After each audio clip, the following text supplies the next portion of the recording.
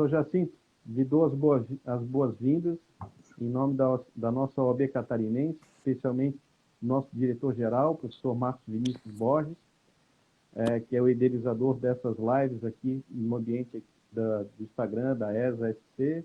Também lhe dá as boas-vindas em nome do presidente da OAB catarinense, doutor Rafael Orne, e especialmente de todos os joinvilenses, como o senhor, um homem do Rio Cachoeira, e eu também, de certa forma, um pouco de Joinville. É um orgulho muito grande ter aqui o senhor, com certeza um dos mais brilhantes processualistas do Brasil, um advogado de longa data e que vai nos brindar hoje, então, sobre o que há de urgente, então, para se falar do chamado pacote anticrime. Então, sem mais delongas, professor Jacinto, todos aqui estão querendo lhe ouvir e ver, e não a mim, então vou lhe passar a palavra para que o senhor faça uso dela, então, no tempo aí de 50 minutos aí aproximadamente. Bom, Juliano, pensei na hipótese de falar alguma coisa sobre o pacote anticrime, a Lei 13.964 de 19 do Natal, e ir para o ponto que me parece, para os advogados, é o mais importante, e depois deixar um tempo, eventualmente, para que a gente possa discutir alguma coisa ou responder alguma indagação que possa ter.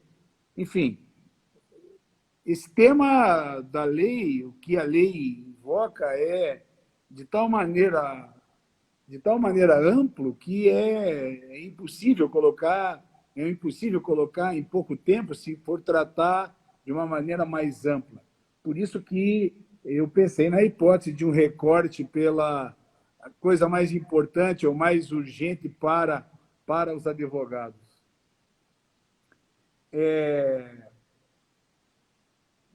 Desde esse ponto de vista, o mais urgente, de fato, para os advogados é se darem conta de que a oralidade deixa de ser um conceito secundário, como é no sistema atual, e é o que acontece sempre que a estrutura é inquisitorial, como a nossa, e passa a ser, como é na estrutura acusatória, de um processo acusatório, passa a ser vital. Oralidade no sistema acusatório é algo que decorre de um princípio, digamos, de primeira necessidade.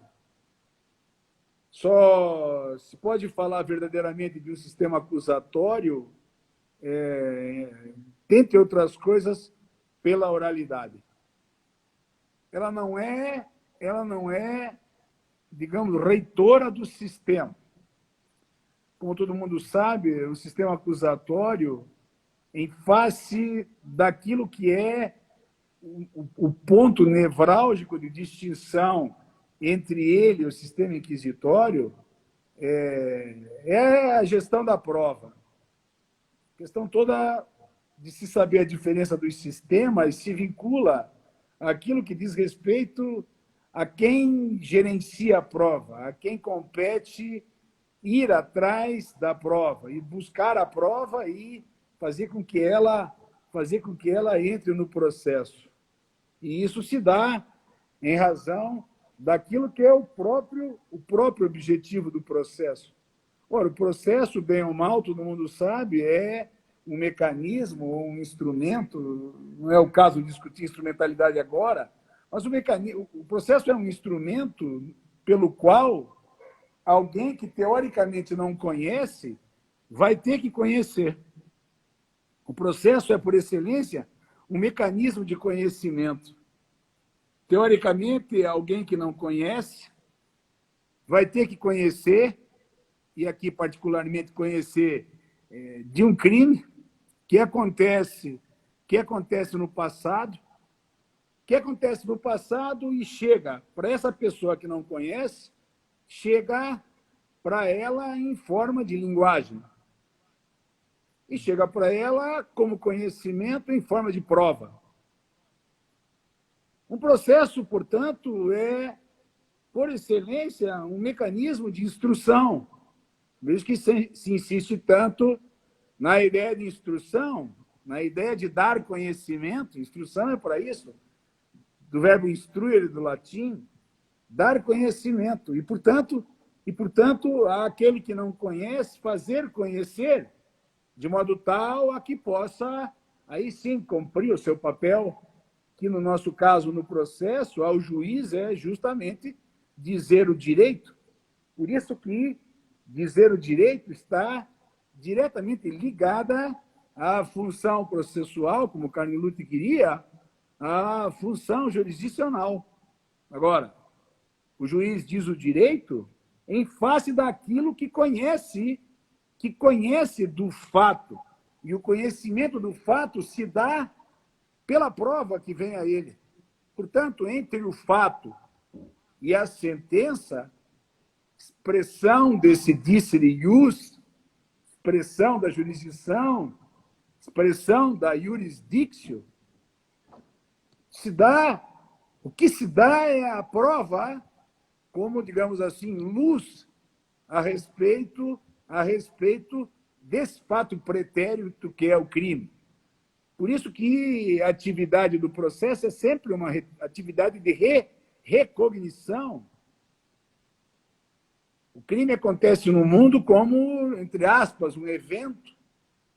E, ao mesmo tempo que aparece como um acontecimento da vida, ao mesmo tempo que aparece como um acontecimento da vida regulado pelo direito, aparece, cientifica, e, ao mesmo tempo que cientifica, se encobre no tempo. É por isso que o que chega para nós do processo não só é sempre linguagem, como uma linguagem que, em termos de acontecimento, só faz trazer uma parte dele. E veja que eu estou fazendo um grande esforço para não falar de verdade, porque aqui, normalmente, o que os autores fazem é falar da verdade, quer dizer, e se luta muito por aquilo que se chama de verdade e se discute propriamente o que vem a ser isso, a verdade que se traz para o processo pela prova. Portanto, a prova é sempre esse elo do que aconteceu com aquilo que vem para o processo. Quando Kant fez essa distinção lá atrás, diferenciando fenômeno de nômeno, isso já tinha, de uma certa forma, ficado um tanto claro, justo porque já ali se percebia que se não conseguia olhar para o passado e ver tudo. Nós sempre olhamos para o passado e vemos uma parcialidade daquilo que aconteceu. Tem uma parte daquilo que aconteceu que está encoberto. É por isso que gente como Carnot disse com todas as letras, ele e tantos outros, que a verdade é demais para nós. Sempre nós vamos trabalhar com algo aproximativo, e por isso se faz um grande esforço, por exemplo, no processo civil, para falar de verossimilhança, de probabilidade, como o Carlos Furno discutiu tanto lá, o Comólio, enfim, gente desse porte. Aqui, para mim, o que interessa é justamente demonstrar que entre o fato criminoso e uma decisão do juiz, a intermediação é feita pela prova e todo o processo se destina a fazer um esforço para poder que ali se demonstre aquilo que é representativo, ainda que parcialmente, do que aconteceu. Ora, se esse é o eixo central, se isso é a coisa mais relevante que se faz no processo, A pergunta que fica é como que esse conhecimento chega? Ora, isso faz a distinção entre os sistemas. Na estrutura inquisitorial, isso foi montado para excluir a estrutura das partes num primeiro plano, para deixar o juiz sempre num primeiro plano, para fazer com que ele, juiz, fique no primeiro plano e ele seja o encarregado, como senhor do processo. E hoje à tarde ainda, sei lá, o Paulo Tonini falando disso, professor de Firenze, falando disso, ele como o encarregado de ir à busca desse conhecimento, à busca disso que se chama de verdade. Não é que você não tenha partes. Lá no começo, na estrutura inquisitorial, se excluiu o Ministério Público, se excluiu a parte acusadora, porque, na verdade, ela não tinha relevância se o juiz fazia isso.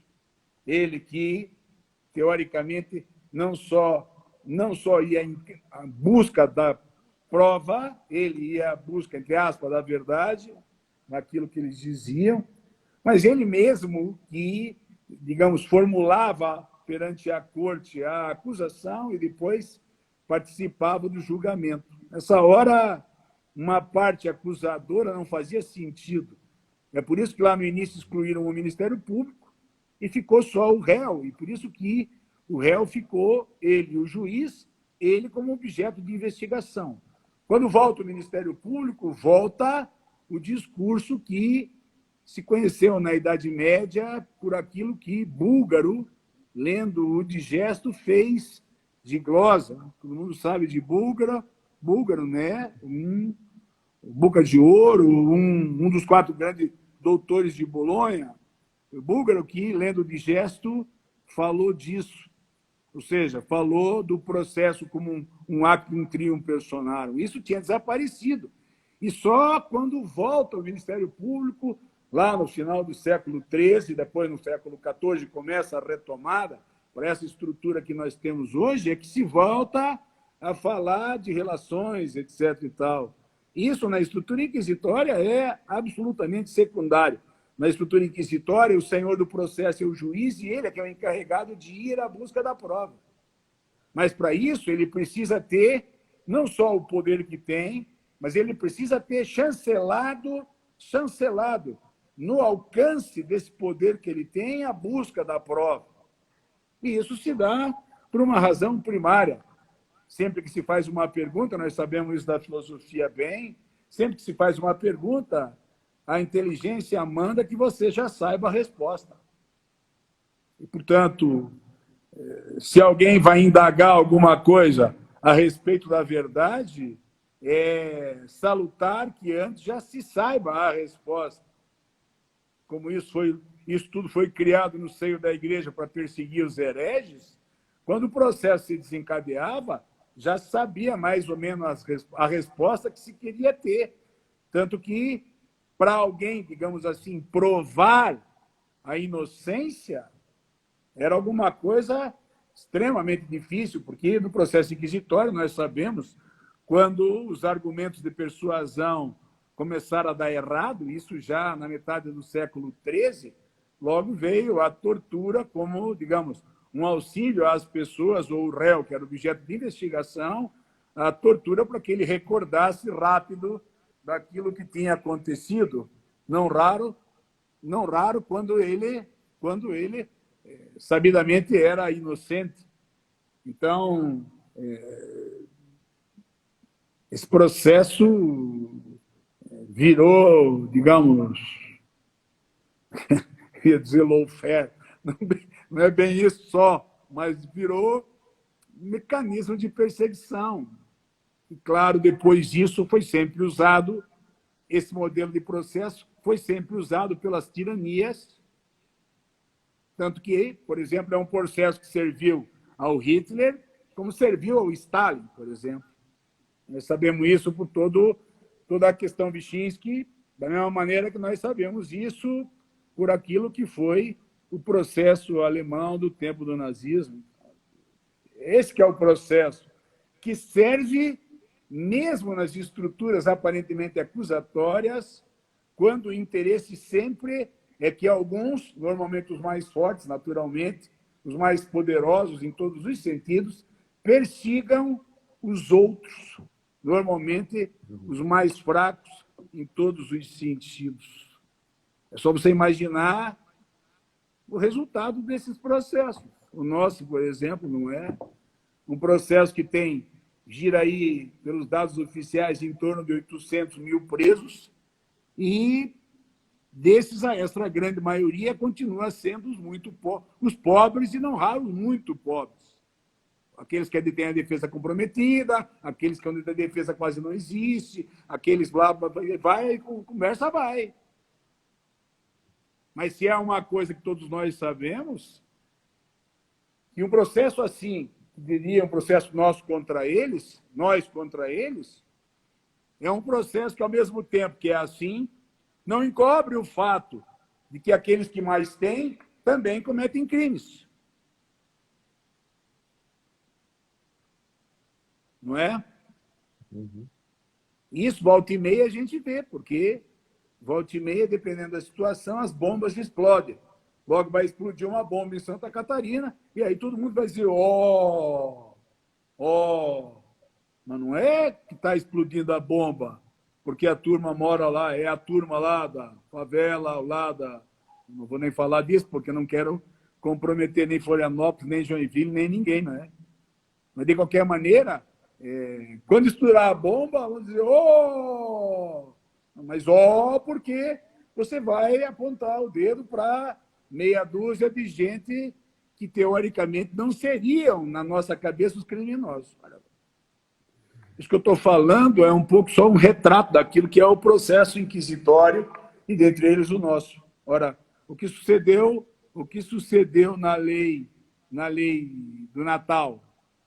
A lei do Natal não emigrou completamente para a estrutura acusatória, mas ela, por conta das reformas que a comissão da Câmara colocou lá, ela tendencialmente vai na direção de uma estrutura acusatória. Tanto que o artigo 3º-A fala da estrutura acusatória, quer dizer, o processo passa a ter uma estrutura acusatória.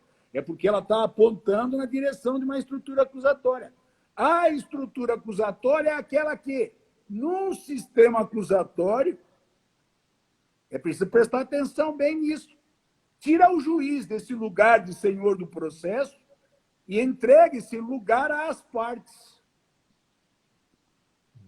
Isso não aconteceu completamente na lei, e é o que nós esperamos que aconteça quando nós, de fato, emigrarmos para o sistema acusatório, como a América Latina inteira já imigrou. Nós, na verdade, somos uma ilha na América Latina, cercado de sistema acusatório por todos os lados e o Oceano Atlântico. Portanto, somos nós só que continuamos vivendo essa barbárie de um sistema inquisitorial que prevalece, no qual prevalece a nossa opção preferencial pelos pobres, e o faz de conta de que, de tanto em tanto, nós pegamos criminosos que têm mais. Isso não significa, nem estou dizendo com isso, que nós precisamos pegar só os pobres ou só os ricos. O que nós precisamos fazer é pegar todo mundo, porque senão a isonomia constitucional não vale. E aqui já não estou falando só de processo, estou falando da Constituição. Quer dizer, se vale a Constituição e a isonomia constitucional, há de haver processo penal para todo mundo. Onde está a nossa opção preferencial pelos pobres? É aí que está o problema, e é aí que está a questão. Quando você dá atribuição às partes de ir buscar o conhecimento e trazer perante o juiz, que deve ficar afastado disso, você estrutura um modelo de processo no qual as partes viram protagonistas do conhecimento, e elas é que devem levar esse conhecimento ao juiz. Claro que aqui prevalece, mais do que nunca, não só a presunção de inocência, como prevalece mais do que tudo a ideia de que quem alega prova. Quem formula a acusação deve provar a acusação. E o processo penal, nós sabemos, é um processo que, em termos de direito material, existe para que a prova dê conta da atividade criminosa. Enquanto a atividade for criminosa seguir naquele conceito analítico, com uma ação típica, ilícita, culpável, a prova desses elementos deve ser feita por quem acusa.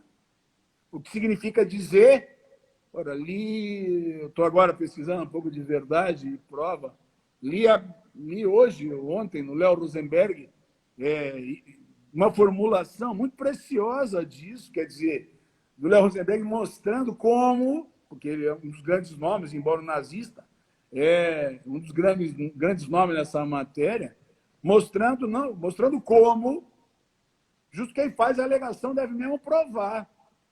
E, claro, isso impõe que o outro lado não desconsidere a hipótese de que deve provar, mas, dentre outras coisas, demonstra que quem alega a ilicitude, para alegar ou para fazer prova referente à ilicitude, por exemplo, demonstra que se não agiu em legítima defesa, ou que se não agiu em estado de necessidade.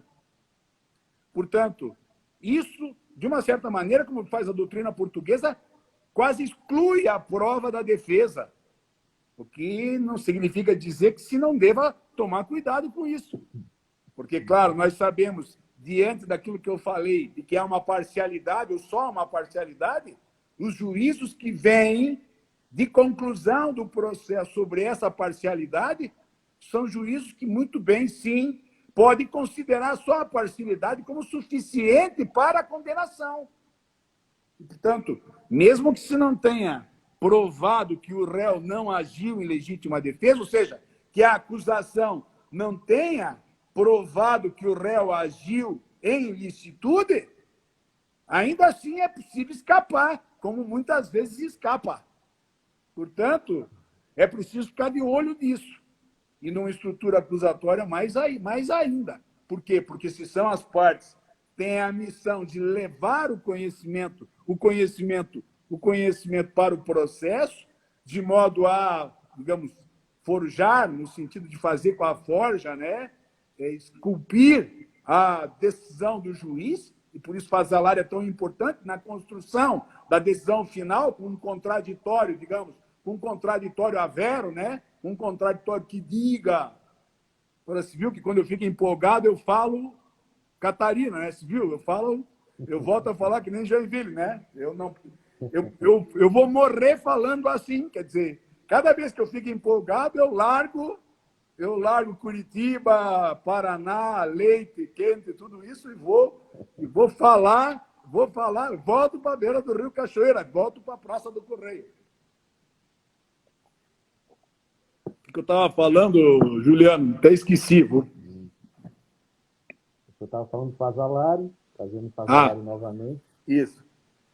Então, por isso que é tão importante a formulação constitucional, fundada toda em Fazalar, de uma construção, de uma decisão para a qual, necessariamente, as partes participem.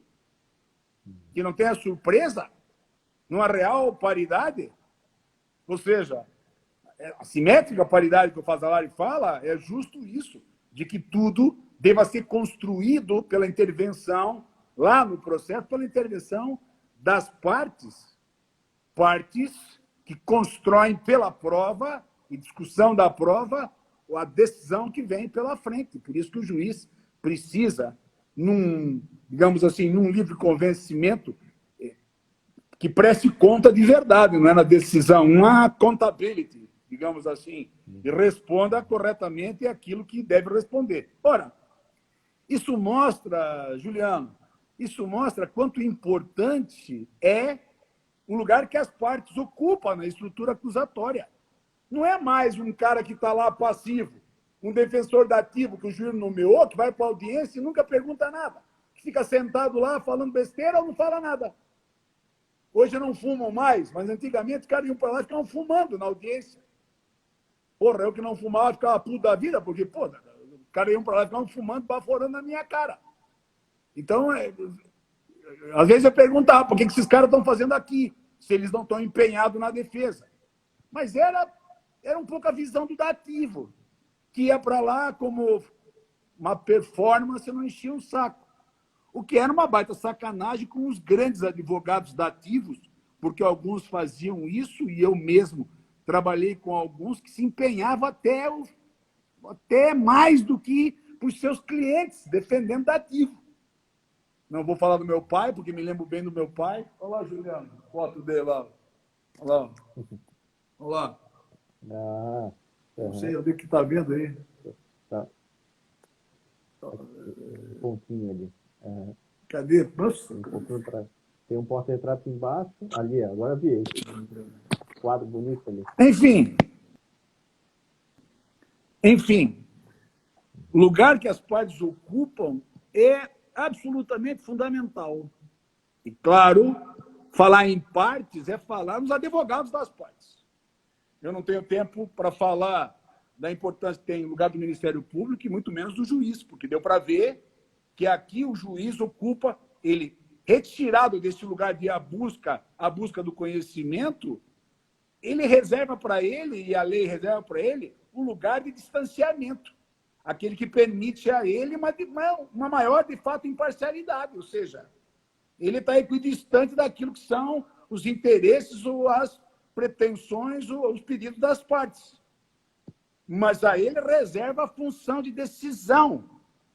E, portanto, reserva a ele a função de decisão e, cada vez mais, decisão em audiência. Ora, com isso, juntamos duas coisas vitais.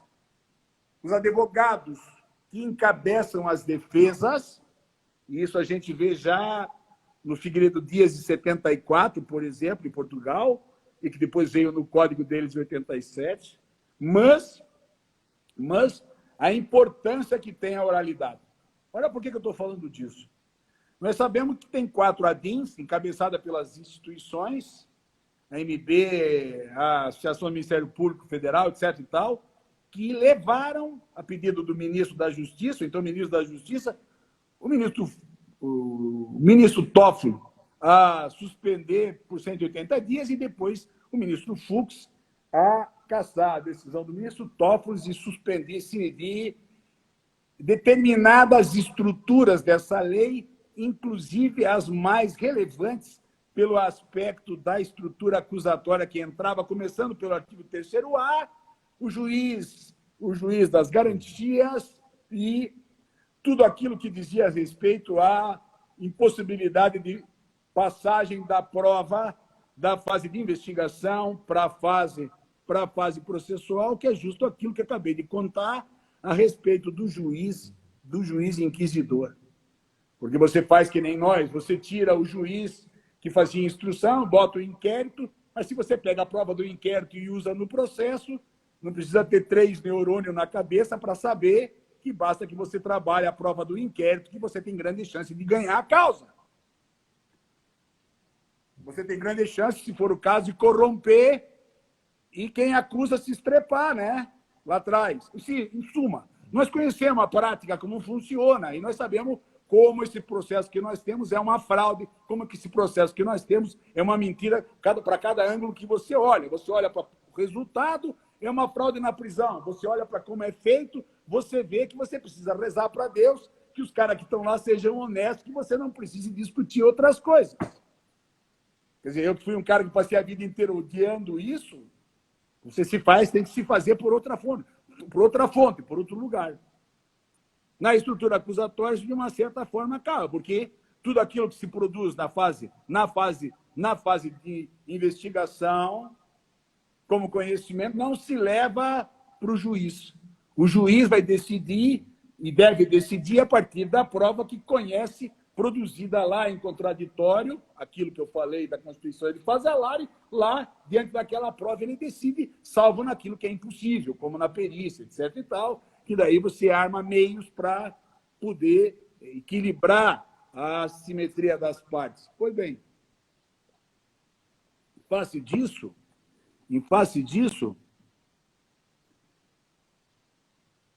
as ADINs, a liminar nas ADINs suspendeu tudo isso. E eu espero que nós sigamos lutando e consigamos fazer com que volte tudo isso. Porque esses dias atrás eu vi uma entrevista do ex-ministro no GNT, sei lá o quê, qual é o troço da Globo, ele falando, ele disse claramente, ele disse claramente que é influência, que foi a influência dele. Ele mostra isso, ele diz, chega a ser bizarro, porque ele diz claramente isso. Que foi, quer dizer, um negócio impressionante, né? O presidente da República sancionou, ele, como ministro da Justiça, foi ao Supremo Tribunal Federal fazer com que vetasse. O Supremo vetou. Quer dizer, a decisão do Fux é uma decisão que tem que respeitar, porque é a decisão do ministro, mas é uma decisão que nós vamos ter que tensionar para ver se daqui a uma década nós conseguimos fazer que a coisa volte para que a gente possa tratar. De qualquer maneira, e é por isso que eu toquei a questão, algumas coisas ficaram, passaram. Não é integralmente o que deve ser, mas a evolução nas cautelares, por exemplo, é uma evolução que se fez na direção das cautelares da estrutura acusatória. E isso é preciso ter muita atenção para elas e é preciso batalhar muito nessa direção. Quer dizer, os advogados precisam ficar cientes daquilo que foi a mudança da lei e insistir na lei, insistir no que veio na lei. E que muito não se respeita quando se fica fazendo interpretação retrospectiva, inclusive no Supremo Tribunal Federal.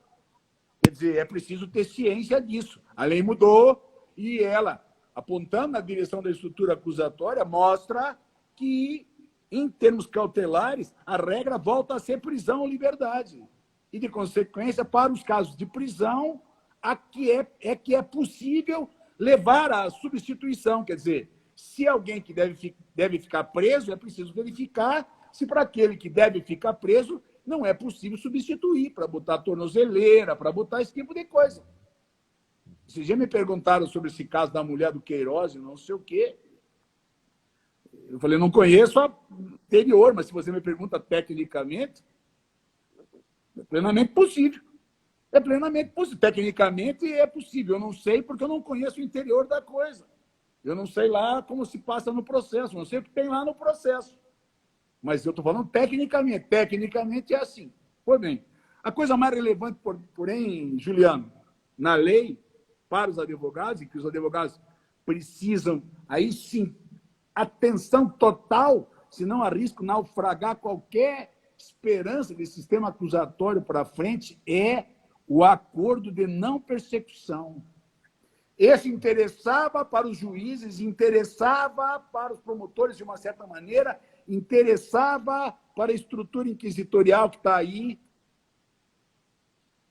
E isso, principalmente, se os advogados não se derem conta do papel que eles têm que jogar numa estrutura de acordos onde a oralidade é vital e o conhecimento em face da oralidade é mais vital ainda. Só que esse conhecimento não é só um conhecimento referente ao fato criminoso, aquele que se vai trazer como prova, mas é o conhecimento técnico. Cada vez que você vai fazer um acordo, você precisa saber sobre o crime, sobre a matéria fática, naturalmente, do crime, porque o crime é fato, norma, vamos dizer assim, mas toda a matéria técnica que envolve isso, para poder tensionar no acordo. Ora, um advogado que vai perante o Ministério Público e recebe um papel pronto, não lê e assina, porque aquilo pode ser, digamos assim, o negócio para o seu cliente, está fadado a fazer enterrar toda a estrutura acusatória. Puta, muito ao contrário do que se possa imaginar, não é um acordo qualquer, é um acordo que se deve fazer para cumprir aquilo que minimamente está na lei. O acordo de não persecução é para evitar os processos, por isso que interessa tanto aos juízes e aos promotores. Mas é um acordo que deve ser feito respeitando as delimitações da lei. Mas se os advogados não se derem conta disso e não batalharem por aquilo, não é que não interesse para os clientes, porque aqui os caras podem estar sacaneando os clientes.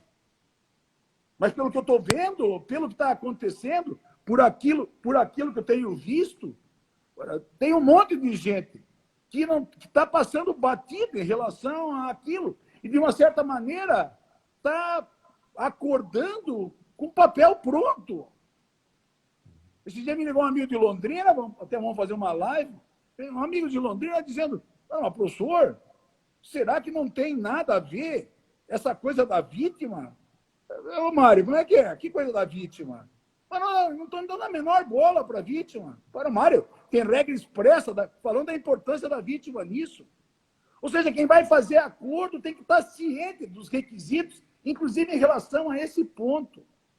Portanto, os advogados, Juliano, os advogados precisam, eu ia dizer, precisam saber direito, né? como se isso não fosse, digamos, requisito fundamental, básico. Mas aí é que está. Aqui não é só saber direito, é preciso saber direito na ponta da língua para poder negociar. Negociar não é barganha, não é... Alguém me disse dias atrás, ora, enfim, vocês chegaram nos acordos trabalhistas. Nada contra eles, mas aqui aqui o que você está tratando é da vida das pessoas.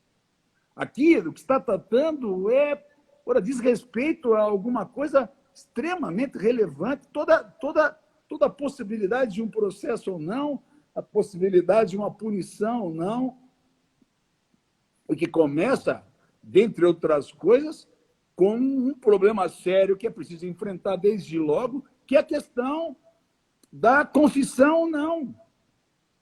Um advogado tem que saber disso. Não só para saber o que é a confissão, mas para saber até que ponto vale confessar.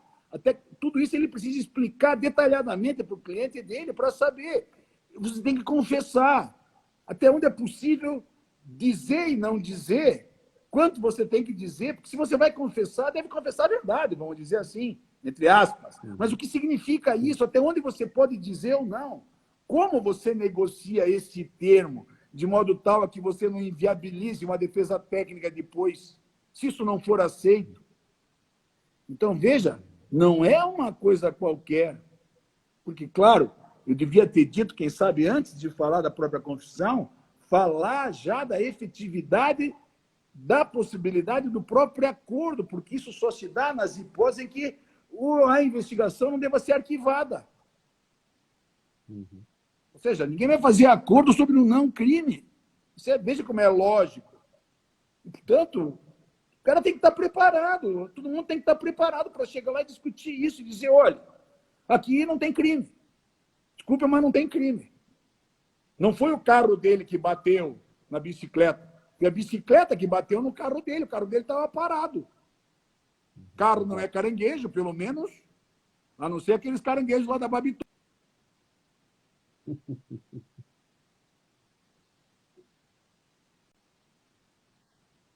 Caranguejo da Babitonga também. Caranguejo da Babitonga da pirueta. Ó. Caranguejo lá do Zinho Batista, o saudoso Zinho Batista, que Deus o tenha. Enfim, Juliano, veja, a questão é essa. Então você diz, o carro estava parado. Mas o carro parado significa o meu cliente não teve ação, nem omissão. Meu cliente estava parado. Carro parado, a bicicleta veio. Em Joinville tem muito disso, né? A bicicleta veio e bateu no carro. O carro não anda de lado. O carro não foi o carro que bateu na bicicleta. A bicicleta bateu no carro. O primeiro pressuposto de possibilidade já de apuração de um crime diz respeito à ação, atividade, blá, blá, blá. Todo mundo, o cara tem que saber isso, velho. Para quando ele chegar lá e ter um inquérito, ele olhar e dizer, mas doutor, aqui não tem crime, tem que arquivar esse negócio. Esse troço tem que ser arquivado. Ele não só não tem que confessar, porque para confessar um crime aqui, ele tem que inventar uma ação que ele não cometeu, uma ação que ele não teve. Ou seja, ele não tem como confessar. Se ele disser a verdade, ele não vai preencher o requisito da lei. Então, essas hipóteses todas são hipóteses técnicas que não dá para abrir mão de jeito nenhum. Agora, por que eu estou falando isso? Só pela 13.964? Não. Porque a estrutura integral do sistema acusatório lá fora, começando pelos Estados Unidos, Canadá, e depois, principalmente no modelo que se trouxe para a América Latina toda, está fundada, e nós mesmo metemos isso no anteprojeto que fizemos para o Senado, eu estava lá, está fundada na hipótese de que aqueles que cometem crimes leves até médios, onde seja possível não levar à prisão, porque o objetivo é não levar à prisão, que se encontrem outras formas sancionatórias que não seja só a prisão, porque sabemos do resultado da prisão. Então, isso faz com que se pense em outras hipóteses. Essas hipóteses são hipóteses vinculadas aos acordos. A estrutura acusatória reclama pelos acordos, reclama por aquilo que os americanos chamam de plea bargain. O que significa dizer, é necessário que se acorde.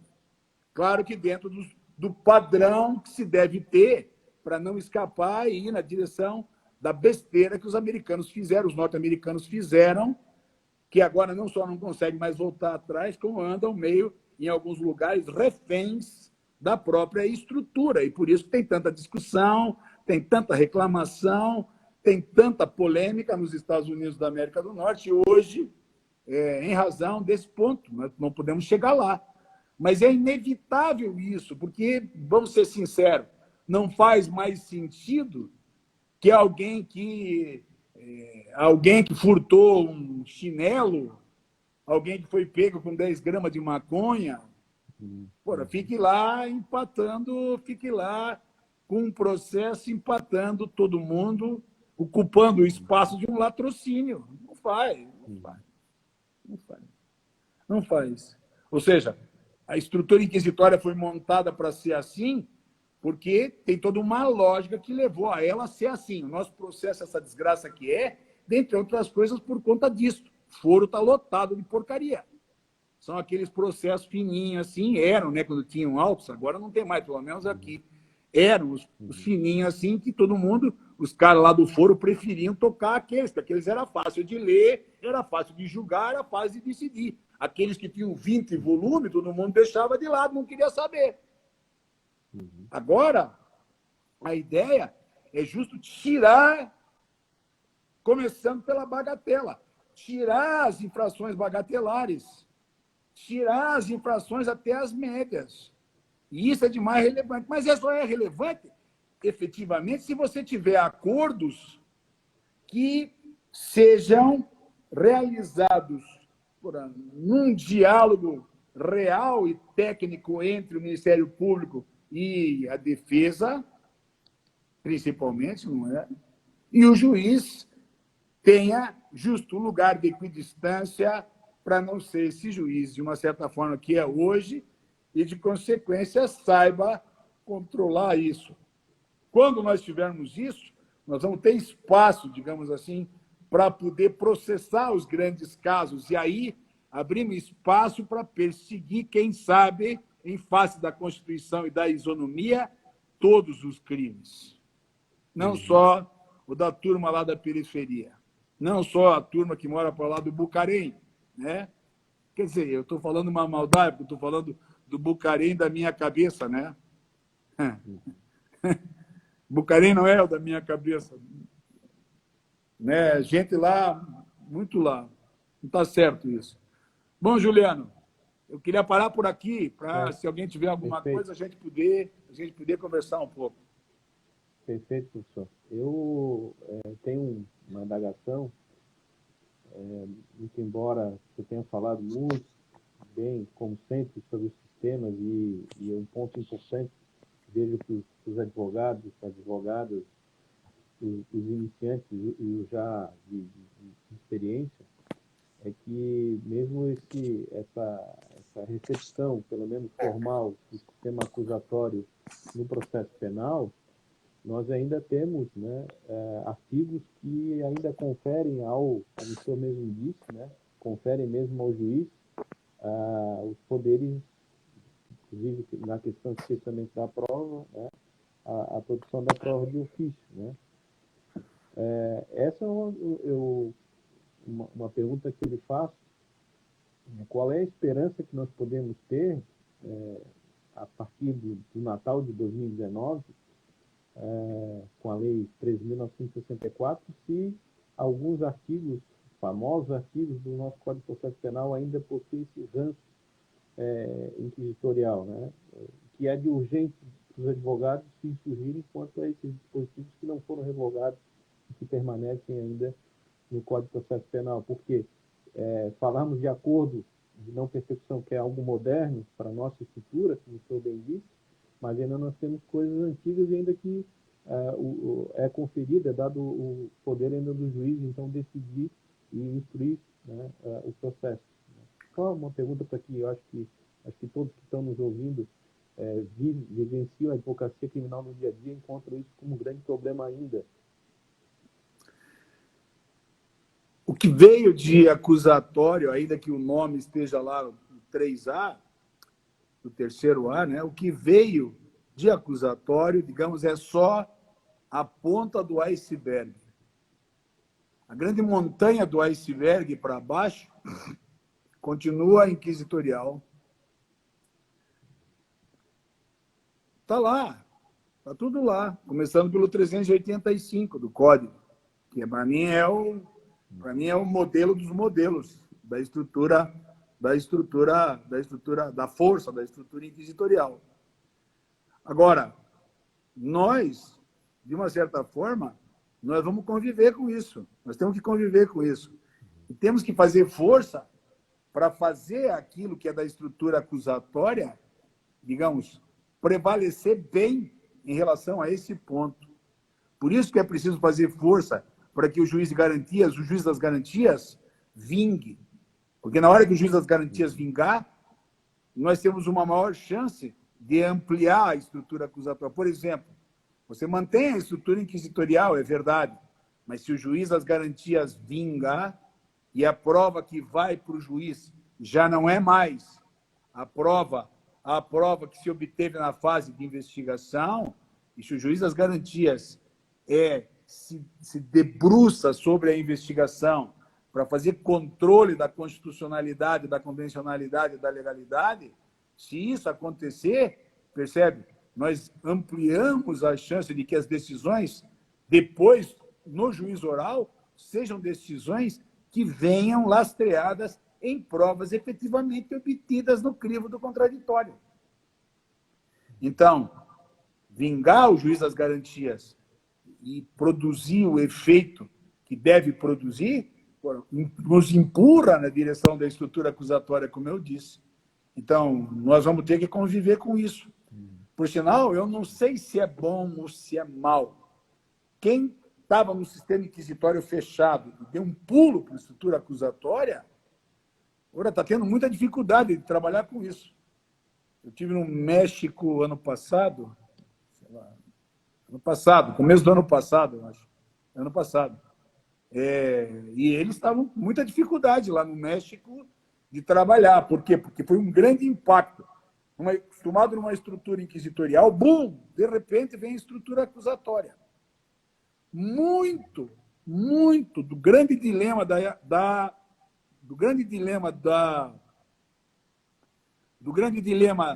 do processo penal italiano, depois de 88, depois do Código de 88, né, a partir da entrada em vigor, em 89, 24 de outubro, dizia a respeito, como boa parte da doutrina italiana reclamou, de não ter tido uma transição. Eu fico meio assim, será? Porque a Itália veio com o código acusatório, que vinha sendo discutido há 25 anos, eles entram com a estrutura acusatória e não acredito que ninguém tenha lido nada em 25 anos a respeito do que vinha pela frente.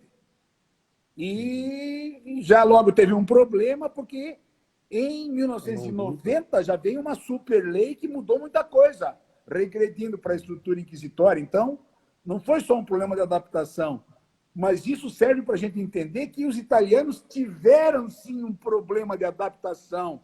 E isso tirou muito da força que a estrutura acusatória poderia ter dado para o processo penal italiano, e hoje é um processo misto de cariz acusatório, mas que não é o processo do Chile, por exemplo, que não é o processo do Uruguai, que não é o processo da Costa Rica.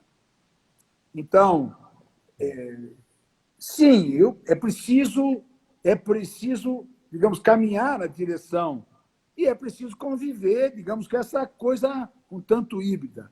Mas, Juliana, bota na cabeça uma coisa: é preciso mesmo que as pessoas tenham consciência do que é uma coisa e do que é outra coisa e para onde nós vamos caminhar, para onde nós precisamos caminhar. Foi isso que eu disse hoje. Foi isso que eu disse para você aqui. Nós queremos caminhar para uma estrutura acusatória, os advogados precisam saber direito. Os advogados precisam saber a estrutura da teoria do crime, precisam saber a teoria do processo, precisam negociar com o direito em cima da mesa. E o que eu disse? Sem isso, eles arriscam inviabilizar toda a estrutura acusatória. Então, veja, caminhar na direção acusatória não é só fazer uma lei nova, ao contrário, uma lei nova sozinha não faz isso. Ou seja, isso que nós temos a chance de viver, se passar a reforma, se as jardins forem improcedentes, se passarem as ADINs, se a reforma passar, nós temos condição, temos chance de conviver com uma estrutura híbrida, tendencialmente acusatória, mas que só vai vingar se nós soubermos do que se trata. Se as pessoas não se derem conta disso e ficarem brincando de seguir o chefe, velho, não só elas assinam o papel do acordo de não persecução que estão colocando em cima da mesa e elas assinam, como elas fazem naufragar a estrutura toda. E aí nós continuamos com um velho problema nosso, que é que alguns sabem e cobram por isso. E não é isso que a gente quer. Quer dizer, aí nessa hora nós temos que torcer para ter uma superdefensoria pública, para a qual, ainda que seja a instituição talvez mais importante do país na área jurídica hoje, os governos não querem muito ajudar, né? Ela tem a importância que tem, mas ninguém quer saber de investir tudo que deve investir nela. E isso é alguma coisa a se pensar também seriamente. Claro. Doutor Jacinto, estamos no final da nossa live. Em nome do presidente Rafael Orne, em nome do professor Marcos Vinícius Borges também, diretor da ESA, em nome de todos os advogados e advogados catarinenses, receber um catarinense de alto espírito como o senhor, uma pessoa carinhosa, especial, brilhante, nos emociona. Quero dizer aqui para todos, né, que o que é mais urgente, então, como o professor Jacinto trouxe hoje, né, é entender sistemas processuais penais, saber jogar o processo penal, essa loucura que é um processo penal que se diz acusatório e que, na verdade, carrega muito do inquisitório. E mais urgente ainda, né, como o próprio professor Jacinto então diz, né, professor, o acordo de não persecução criminal, não persecução penal é necessário daqui para frente, então, para os advogados estarem preparados para que possa se fazer uma defesa com dignidade em nome de alguém que tenha a sua liberdade colocada em risco. Acho que essa é a grande mensagem de hoje. Professor Jacinto, mais uma vez, muitíssimo obrigado do nosso seu tempo. Sabemos que o senhor tem agora outro compromisso.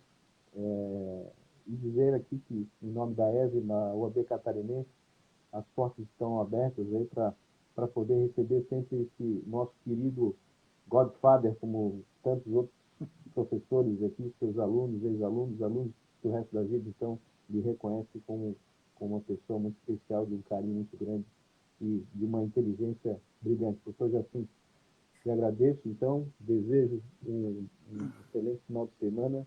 E vamos encontrar mais vezes. Eu é que agradeço. Estou à disposição, trancado, naturalmente, há tanto tempo, mas espero logo receber minha liberdade condicional para poder circular.